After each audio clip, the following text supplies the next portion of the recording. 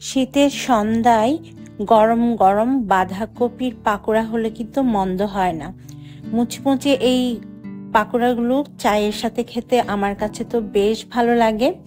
চলেন দেখি কিভাবে তৈরি করতে হয়। এজন্য আমি বাঁধাকপি কুচি নিয়েছি এখানে 2 কাপের মতো, সাথে একটা আলু কুচিও দিয়েছিলাম, তবে এটা অপশনাল, আপনারা চাইলে শুধু বাঁধাকপি দিতে পারেন। খুব ভালোভাবে ধুয়ে পানিটাকে একদম ঝরিয়ে নিতে হবে। দেখেন আমি কতটা মিহি করে কুচি করেছি। এখন একটা বাটির মধ্যে ঢেলে নিচ্ছি বাঁধাকপি কুচিগুলোকে।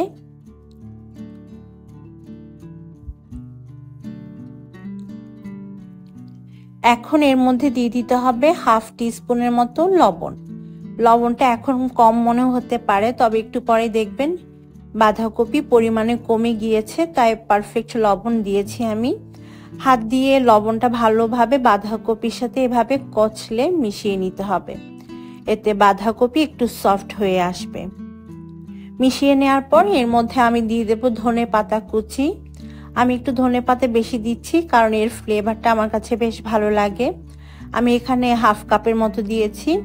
3 টেবিল চামচ কাঁচামরিচ কুচি দিয়েছি ঝালের জন্য, আর দিয়ে দিচ্ছি 1/2 কাপ পেঁয়াজ কুচি।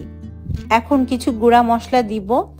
এখানে আদা, রসুন, হলুদ, লাল মরিচের গুঁড়া আর ভাজা জিরার গুঁড়া আছে। প্রতিটা মশলা আমি 1/2 টিস্পুন করে নিয়েছি। এখন মশলা আর পেঁয়াজ খুব ভালোভাবে বাঁধাকপির সাথে মিশিয়ে নিতে হবে।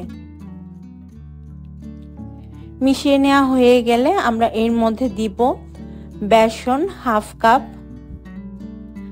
আর বেসনটাকে আমি হালকা একটু টেলে এখানে দিচ্ছি। সাথে দিয়ে দিব 1/4 কাপ পরিমাণ চালের গুঁড়া। এই চালের গুঁড়া এই পাকোড়াগুলোকে আরো মুচমুচে করবে, তবে চালের গুঁড়া না থাকলে না দিলেও হবে। এখন হাত দিয়ে খুব ভালোভাবে মিশিয়ে আমরা পাকোড়ার ব্যাটারটা তৈরি করব। এখানে আপনারা চাইলে পানি ইউজ করতে পারেন, তবে আমি পানি ইউজ করছি না। বাঁধাকপি থেকে যে পানিটা বের হবে সেটা দিয়ে আমাদের পাকোড়ার জন্য ব্যাটারটা তৈরি হয়ে যাবে। তবে যদি দেখেন যে পাকোড়ার শেপ দেয়া যাচ্ছে না, তাহলে আপনারা খানিকটা পানি অ্যাড করতে পারেন। আমার কাছে পানি লাগেনি। আমি দেখিয়ে দিচ্ছি কেমন হয়েছে আমাদের এই পাকোড়ার মিশ্রণটা। তেল ভালোভাবে গরম করে নিতে হবে, তারপর মিডিয়াম হিটে এই পাকোড়াগুলো ভাজতে হবে। তো আপনারা আপনাদের পছন্দ মতো সাইজে পাকোড়াগুলো বানাতে পারেন। আমি মিডিয়াম সাইজ করে বানাচ্ছি। মিডিয়াম হিটে রেখে এই পাকোড়াগুলোকে গোল্ডেন ব্রাউন বা লালচে করে ভাজতে হবে। আর দেখতে পাচ্ছেন কত সুন্দরভাবে শেপ দেয়া যাচ্ছে, একদম পেঁয়াজুর মতো বা পেঁয়াজুর মতো। কিছুক্ষণ ভাজার পর এগুলো যখন একটু শক্ত হয়ে আসবে তখন উল্টে দিতে হবে অন্য পাশে, আর উল্টে পাল্টে আমরা এগুলোকে ভাজবো যতক্ষণ না খুব সুন্দর একটা লালচে বা গোল্ডেন কালার হয়ে আসে। প্রায় 4-5 মিনিট মিডিয়াম হিটে ভাজার পর আমাদের এক ব্যাচ পাকোড়া কিন্তু ভাজা হয়ে গিয়েছে।